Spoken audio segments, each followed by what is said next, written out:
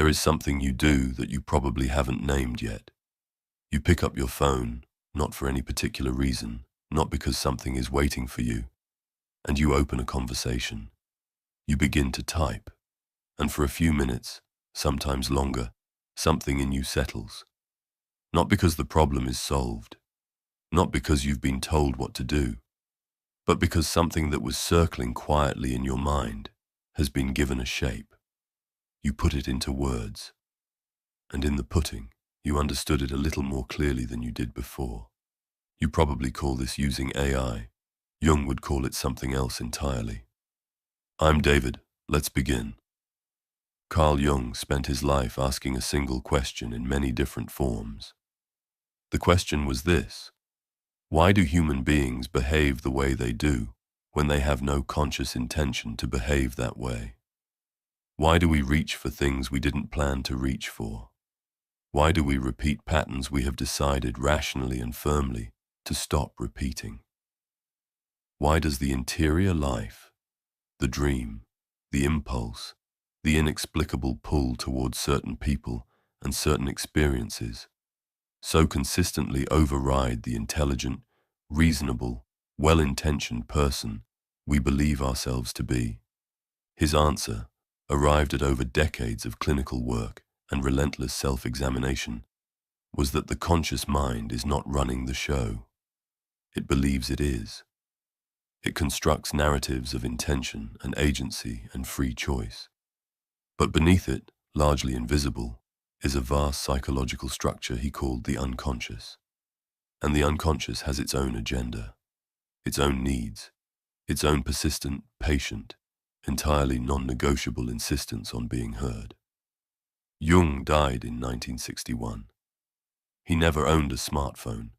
He never opened a browser. He never typed a question into a machine and received an answer in seconds.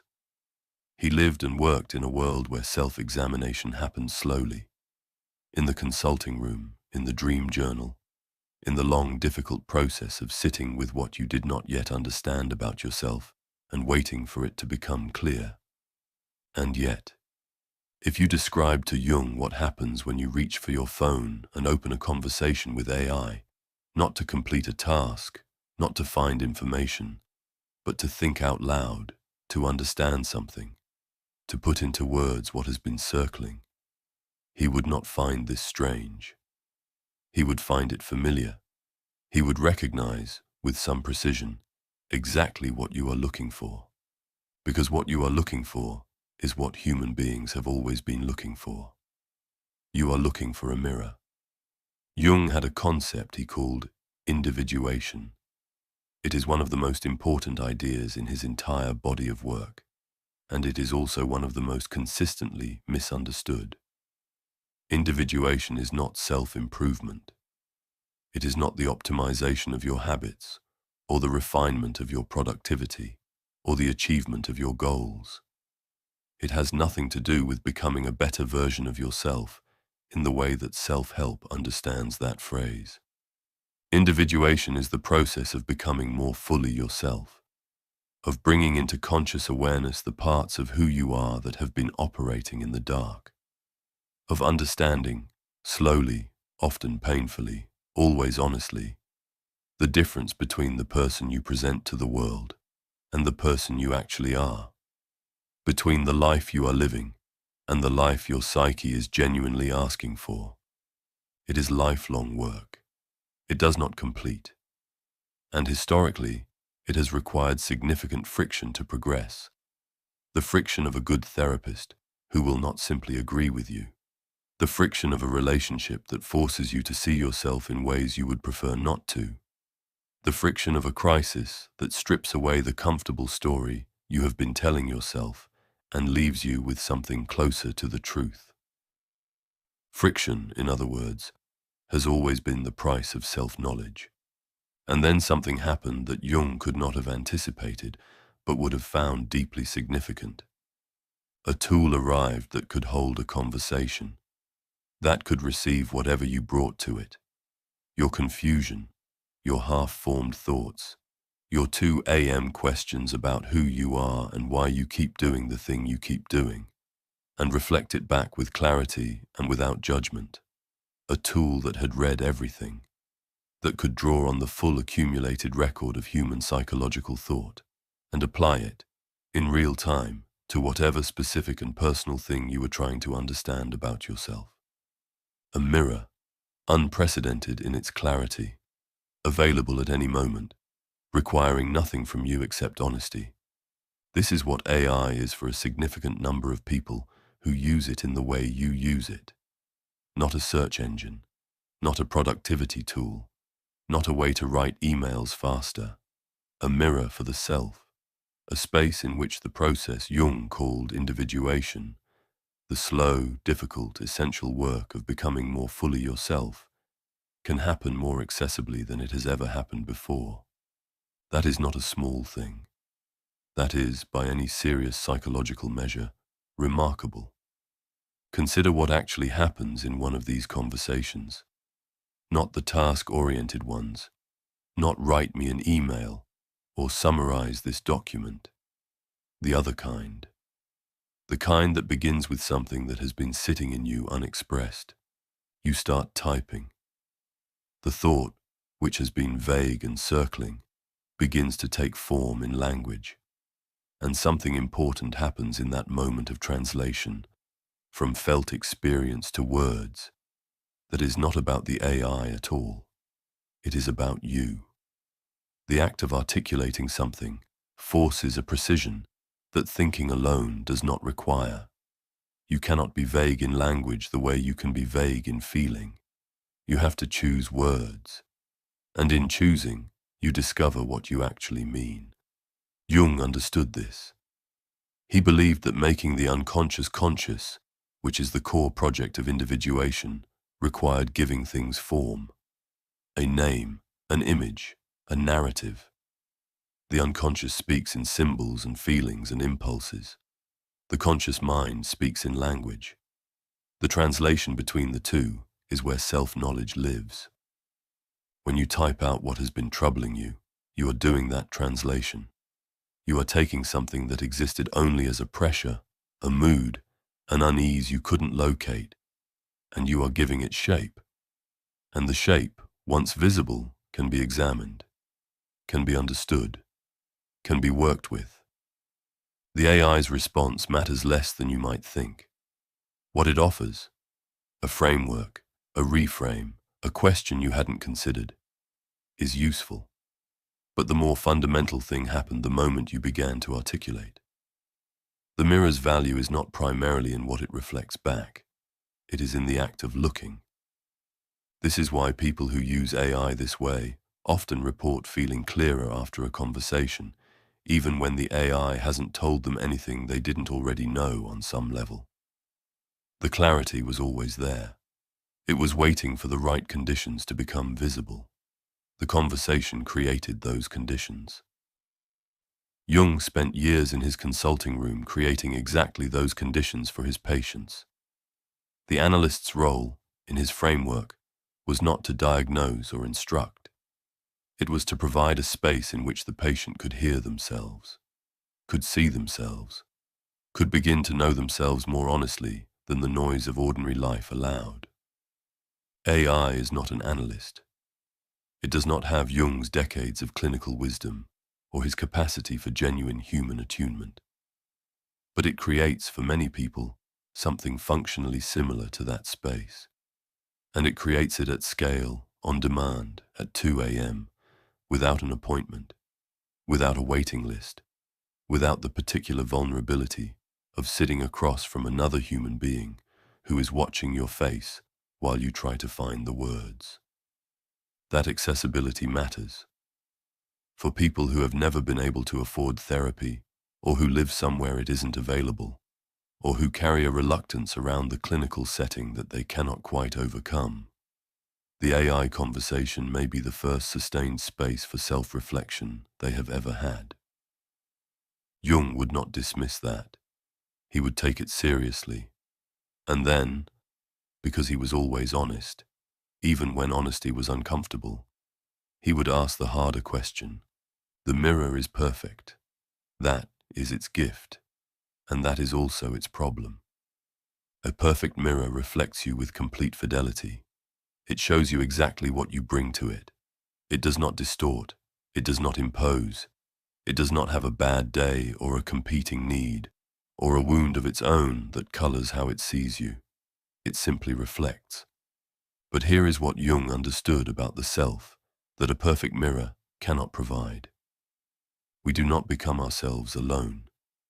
Individuation, the full version, the version that actually transforms rather than merely illuminates, requires encounter with genuine otherness, not a reflection of yourself, however clear. Another consciousness, one that has its own interior world, its own wounds and blind spots and irreducible way of being in the world. One that will sometimes see you in ways you cannot see yourself. One that will push back, misunderstand, disappoint, surprise you, refuse to be what you need it to be in a given moment. This friction, the friction of genuine relationship, is not a flaw in the process of self-knowledge. It is a mechanism of it, because it is precisely in the moments when another person does not reflect you back cleanly, when they respond in a way you didn't expect, when they hold a position you find uncomfortable, when they remain stubbornly themselves rather than accommodating your version of them, that you discover something about yourself that the perfect mirror could never show you. You discover where your edges are, where your assumptions live, where the image you have of yourself meets the reality of how you actually behave when things don't go as planned. AI has no edges. It has no interior world that pushes back against yours. It does not get tired of the conversation. It does not have needs that occasionally override its attention to you. It does not carry the memory of the last time you had this conversation and notice that you are circling the same territory again without acknowledging it. It meets you exactly where you are, every time, without resistance, which means it can show you yourself, but it cannot show you yourself in contact with genuine otherness. And that contact, uncomfortable, unpredictable, irreplaceable, is also part of how we grow. Jung would recognize something else here too. He had a concept he called the shadow, the parts of ourselves we have not acknowledged, the qualities we have disowned because they were inconvenient or frightening or inconsistent with the image we prefer to hold of ourselves. The shadow does not disappear because we don't look at it. It operates in the background, shaping behavior we think we are choosing consciously. The shadow reveals itself most clearly in relationship, in the things that irritate you about another person, which often turn out to be things you have not accepted in yourself, in the patterns that keep repeating in your closest relationships, in the way you behave under pressure, when the careful self-management fails and something more raw and unguarded comes through. These are the moments the mirror cannot produce, because the mirror only shows you what you bring to it. The shadow, by definition, is what you are not bringing. It requires a different kind of encounter to surface, one that doesn't wait for you to be ready. A real relationship doesn't wait for you to be ready. That is both its difficulty and its irreplaceable value. There is something else worth examining honestly, because not everyone who reaches for AI is doing the work of individuation, and even those who are doing real self-examination through AI may also be doing something else alongside it, something that deserves the same honest attention. There is a reach for the phone that is purposeful and searching, and there is a reach for the phone that is something quieter and less directed, a habit so established it barely registers as a choice, a reflex that fires in the gap between one thing and the next, in the pause before sleep, in the silence of a meal eaten alone, in the moment a conversation ends and the room goes still. Jung would make a clear distinction between these two reaches. One is the self moving toward greater consciousness. The other is the self moving away from something it would prefer not to feel. The question, and it is a question worth sitting with, honestly, rather than answering quickly, is which reach you are making in any given moment. Because the phone, in its totality, is a remarkable instrument for the avoidance of interiority, not AI specifically, the whole ecosystem. The banking app that lets you check your balance 6 times in a day because the number produces a brief feeling of control. The social media feed that offers an endless stream of other people's lives to move through, so you don't have to sit in your own. The short video that asks nothing of you except attention, and rewards that attention with a small hit of novelty every few seconds. The news, which is always urgent and almost never actionable, but which keeps the mind occupied in a way that prevents the quieter, more uncomfortable thoughts from rising. Jung had a concept for what lives in that quiet. In the stillness the phone is so effective at preventing. He called it the self, not the ego, the conscious identity we manage and present. The deeper self, the organizing center of the psyche, the part that knows, at some level beneath the noise, what we actually need, what we are actually feeling, what we are moving toward, and what we are running from. The self communicates in the gaps, in dreams, in the sudden and inexplicable feeling that something is wrong or right or missing, in the quiet that descends when the distraction stops and something underneath it rises. The phone is very good at filling those gaps, at keeping the noise at a level that prevents the quieter signal from getting through. This is not an argument against technology. It is not a nostalgic case for the pre-digital world as psychologically superior. It is simply the observation that awareness, the specific Jungian awareness of why you are reaching for what you are reaching for in any given moment, is the difference between a tool that serves your development and a tool that substitutes for it. The person who opens an AI conversation to genuinely examine something, to bring a circling thought into language, to understand a pattern, to ask an honest question about themselves, is using the tool in service of consciousness.